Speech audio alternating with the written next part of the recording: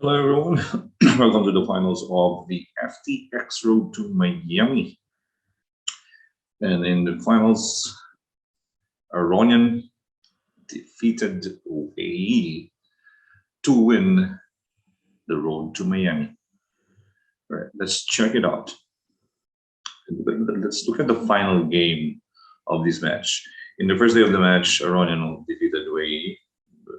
He miraculously escaped actually a losing game in the third game of the first match. But after that escape, everything just went smoothly for Lebon. Okay, let's check this game. D4. Wei Yi has to win this game to have a chance of going into the playoff. And this was the second day game, yeah. Knight f6, c4, e6, and Wei Yi did not disappoint, even for the sharp g4 move. Okay, Mami Jara also played this line. And here, Aronian went for bishop b4 now. What about this pawn? Yeah, let's take a look at this knight h4. All right, White's main point of sacrificing the pawn is that he has e4. All right, queen attacks that knight on g4. Now, for example, if the knight moves back, then he has e5. It would be like bad for the knight to just go back to g8.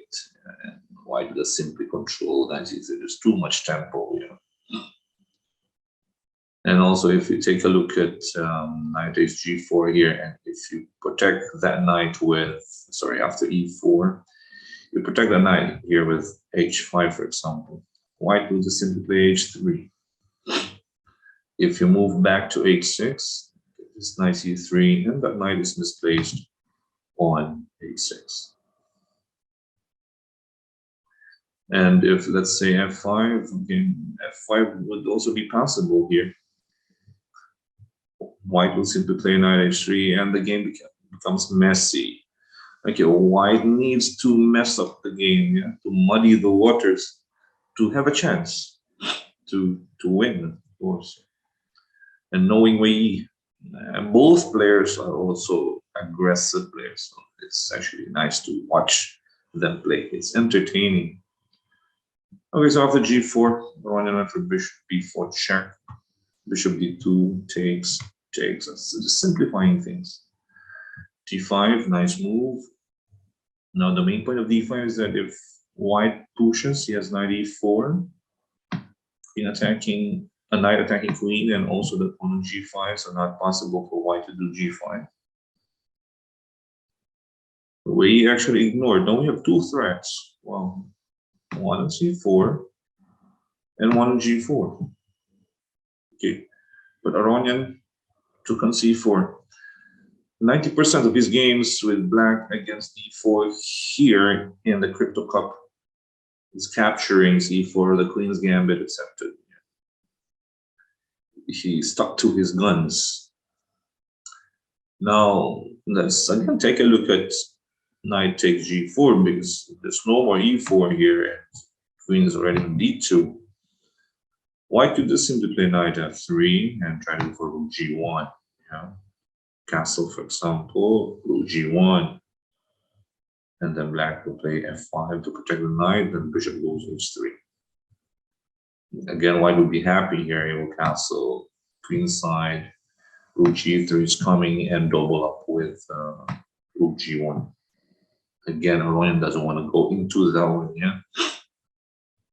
Do not play into your opponent's plan. Okay, so taking in c4 was good. g5, knight e5. Pawn also clears the way for the knight to be centralized. h4, bishop into d7. Black is showing his intention to castle queenside. By the way, put the knight on c6, put that queen on e7, and you can castle queenside. It's safer to castle on queenside with this pawns, yeah, compared to only to white. So e4, knight b6, protecting c4. Knight into f3, knight c6. White castle queenside first. Aronian will follow soon with queen e7. e5, knight b4, b5, queen d4, f6, of course, blocking the threat on g7, e5, too aggressive. Aronian just castle. It was also possible to just take that pawn on e5. Knight takes e5, only the new castle.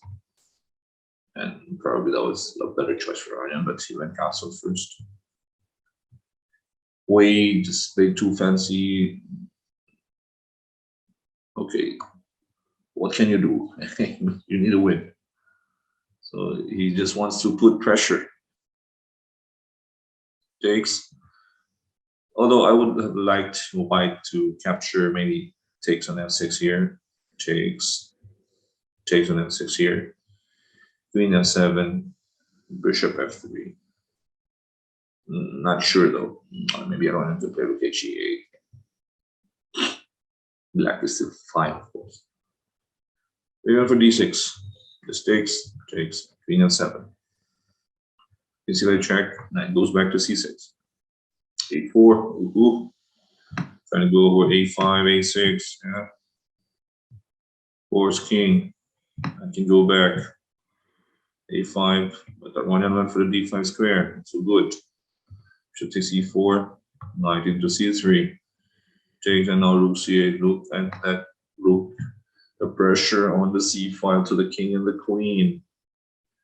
Bishop into b3. From here, Aronian was just, whoa, pinpoint accuracy, very precise.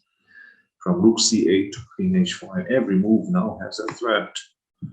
Threatening f3, threatening e4. That's how you go for counterplay, yeah? And put pressure on your opponent, move by move. Knight e2, knight e4, oh my god. Queen and king. Attacking bishop.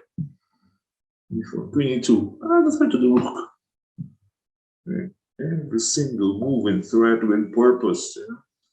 Bishop d5 and now bishop c6. And Wei Yi resigned. Now, why did he resign? Now, it forces the trade on c6. It's forced, or else black will just capture on d3. Okay. At the meantime, you have the mate, so rook takes c6. How do you protect the rook? How do you protect f2? Okay, now if rook h3 to protect the rook, I would go for rook d8. Taking that pawn on d6. It's just the move. The knight cannot move. There's mate on c2. The pawn cannot take. There's a pin. It's a pin. Oh, what a game to end the match and winning the Crypto Cup or the FTX Road to Miami by Vaughan Aronian. He showed the way here. He showed the way to win the finals. Experience matters. Yeah, but he's still very young.